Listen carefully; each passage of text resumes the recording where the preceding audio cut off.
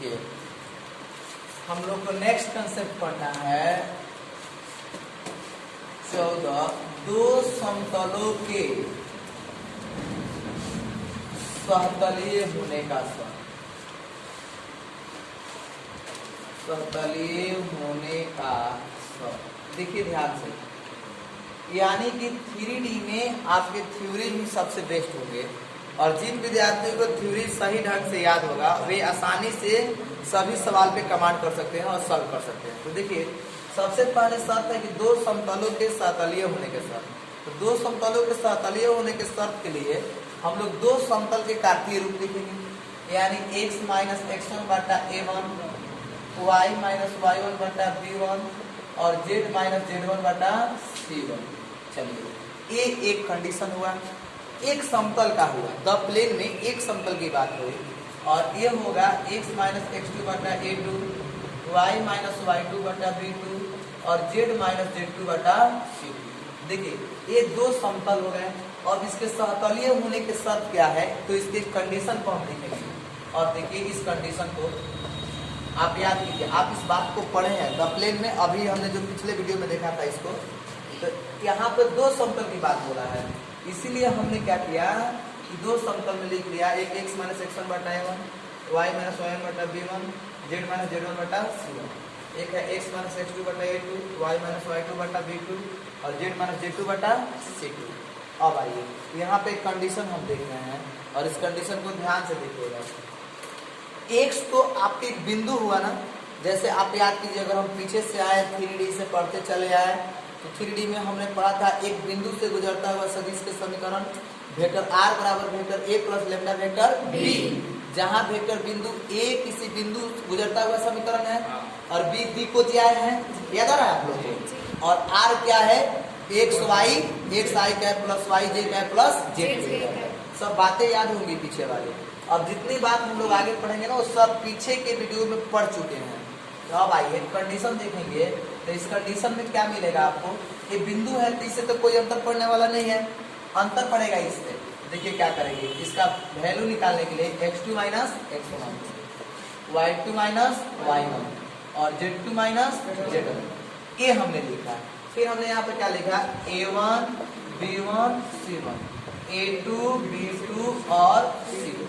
ये आपके कंडीशन हुए। कब के कंडीशन में, जब आपको इस फॉर्म का सवाल दिया रहेगा और बोलेगा कि सहतलीय होगा, सहतलीय होने के शर्त लिखे।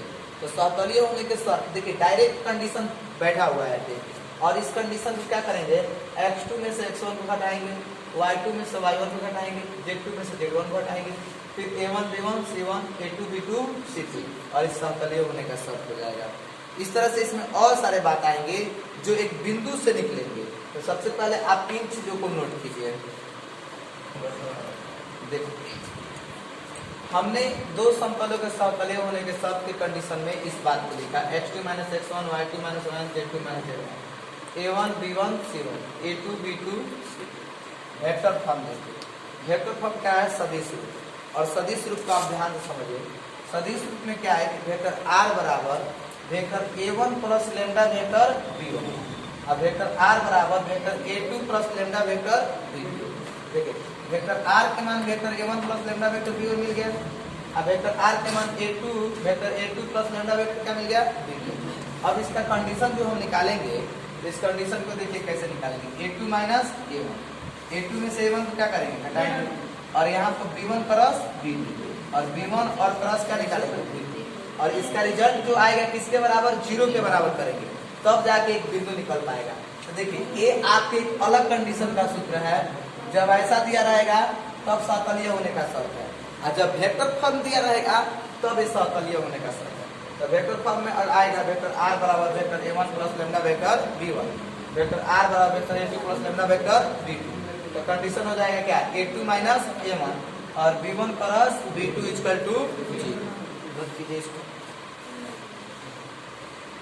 सवाल है कि वेक्टर b बराबर दिया है b1 i cap b2 j cap plus b3 k cap और c बराबर दिया है c1 i cap c2 j cap c3 k cap के समांतर कोई बिंदु, ये समांतर कोई बिंदु x1 y1 z1 से गुजरने वाले समतल का समीकरण।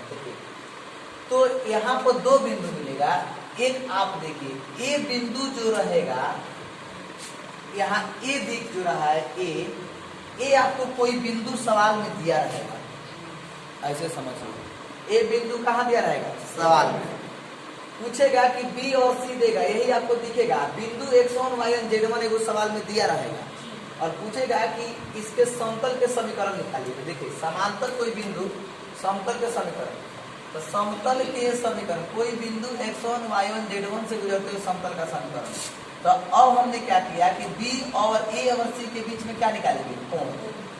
कोण निकालेंगे। अभी नेक्स्ट टॉपिक जो पढ़ेंगे उसमें बात क्लियर हो जाएगी। कोण और बी है, तब तो समतल का एक सदिश रूप बनेगा vector r minus vector a, vector r minus vector a और b क्रॉस c, यानी b क्रॉस c। तो यहाँ b के मान मिला रहेगा, यहाँ c के मान मिला रहेगा और b और c को क्या करेंगे? मल्टीप्लाई करेंगे, आपको डिटरमिनेंट के रूप से उसका मान निकालेंगे और पुट करेंगे। यही समतल के सदिश रूप कहलाएगा।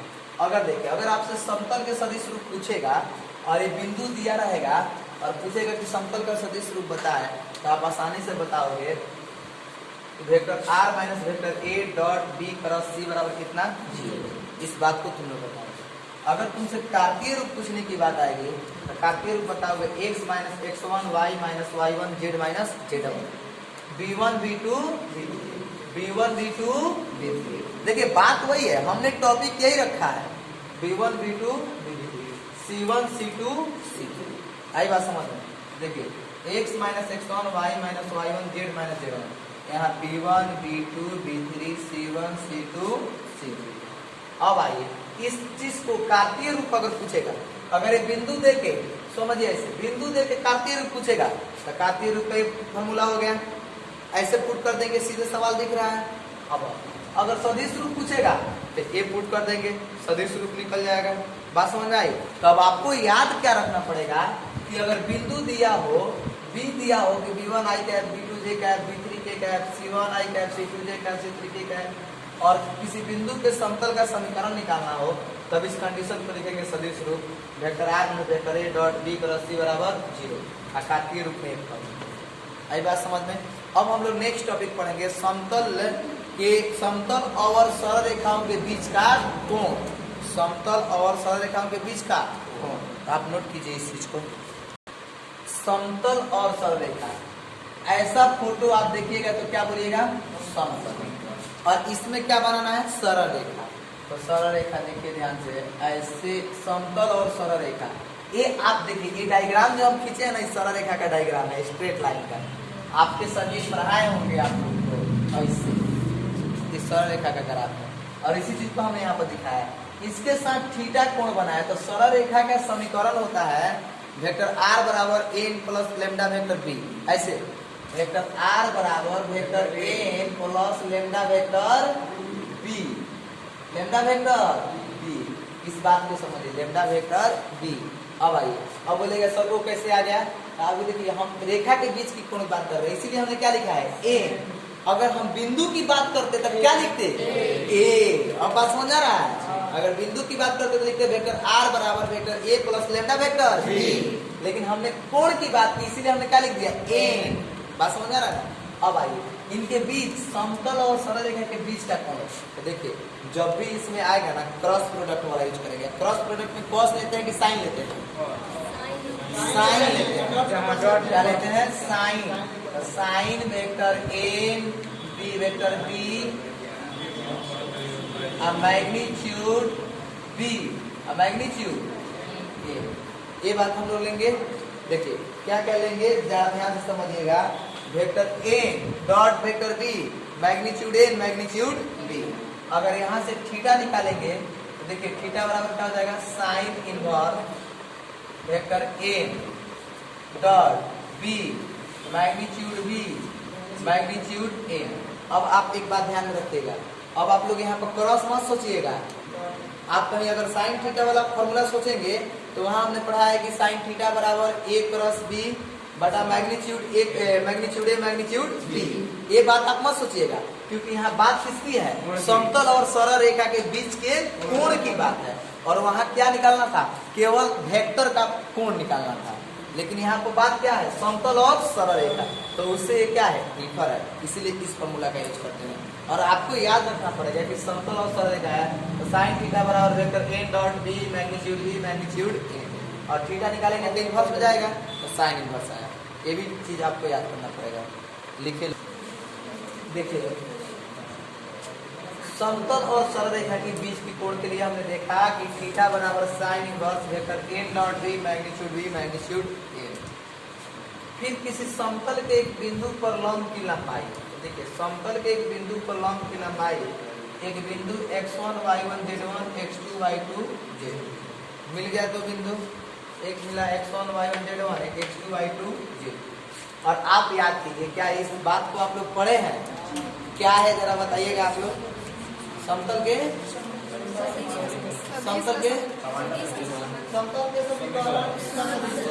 समतल के समीकरण का सदिश है, तो vector r dot vector n बराबर d। और समतल के समीकरण के सदिश रूप वेक्टर r डॉट n बराबर d दिया है, तो लंब की लंबाई निकालेंगे। तो लंब की लंबाई के लिए देखिए वेक्टर r, अब आप बताओ वेक्टर r आज से आप थोड़ी सीख रहे हो, वेक्टर r बहुत पहले से सीख रहे हो कि वेक्टर r के मान क्या है, x1 i cap y1 j cap z1 k cap, और vector n minus d, n minus d, तो n कोई बिंदु है दिया रहेगा, d दूरी है, इससे रिजल्ट निकल जाएगा। मैग्नीट्यूड का मतलब क्या, रूट ओवर, मैग्नीट्यूड का मतलब रूट ओवर। अब आइए ये बात तो हम लोग सीख लिए। समतल के सामान्य समीकरण भी आप लोगों ने पढ़ा है, याद कीजिए। समतल के सामान्य समीकरण ax plus by plus cz plus d बराबर कितना है, पढ़े है ना। अब आइए अगर समतल के सामान्य समीकरण दिया हो, आप बोलेगा कि दूरी ज्ञात कीजिए, लंब की लंबाई ज्ञात कीजिए, तो लंब की लंबाई ज्ञात करने के लिए सूत्र लगाएंगे magnitude ax1 plus by1 plus cz1 plus d बटा under root a square plus b square plus c square. देखिए बहुत इजी है, आप समझिए ध्यान से, e x1 b y1 c z1 plus d। आपको a के मान रहेगा ना, आपको बिंदु क्या मिलना चाहिए, x1 y1 z1। जरा हमें बताओ तो x1 y1 z1 का क्या दिया रहेगा तो मिलेगा, क्या दिया रहेगा कि x1 y1 z1 मिलेगा, वेक्टर r है, वेक्टर r है ना, सब जगह आ रहा है, वेक्टर r दिया रहेगा तो x1 plus y x1 i cap plus y1 j cap plus z1 k cap, तो ये बिंदु मिल जाएगा, a b c इसका गुणांक मिल जाएगा, और इसका मैग्नीट्यूड कर दोगे रिजल्ट आ जाएगा। तो देखिए लंब की लंबाई निकालने का दो फॉर्मूला हो गया, क्या क्या, तो एक बार अगर सदिश रूप दिया रहेगा तब ये सूत्र अप्लाई करेंगे, सामान्य समीकरण के रूप दिया रहेगा तो ये समीकरण ये सूत्र अप्लाई करेंगे। तो ये तुम्हारे ऊपर ना डिपेंड करता है कि तुम दोनों को याद कर रहे हो कि नहीं कर रहे हो। अब तुम जब इस बात को नहीं समझोगे कि सदिश रूप कौन होता है और सामान्य रूप कौन होता है, तब तक आप सवाल कैसे बनाओगे। सोच जरा ध्यान से, जब तुम्हारे पास इस बात की कंसेप्ट ही नहीं बनेगी कि समतल के समीकरण के रूप कौन होता है और समतल के सदिश के रूप कौन होता है, तो तुमसे सवाल बनेगा, किसी भी कीमत में नहीं बनेगा। इसीलिए थ्योरी बहुत इंपॉर्टेंट है। आप इन सभी बातों को 2 बार 3 बार कॉपी में नोट कीजिए और साथ ही साथ इसको पूरा याद कीजिए, तब आप एक्सरसाइज बना सकते हैं, नहीं तो बहुत प्रॉब्लम हो जाएगी आपको बनाने में। चलिए अब इसके आगे देखते हैं हम लोग समतलों की। देखिए हमने 2 समतलों के बीच की दूरी को देखा है, 2 समतल, एक वेक्टर r डॉट n बराबर d1, एक वेक्टर r डॉट n बराबर कितना d2, और इनके बीच की दूरी हमने क्या लिया magnitude d1 minus d2, magnitude d1 minus d2 बटा n।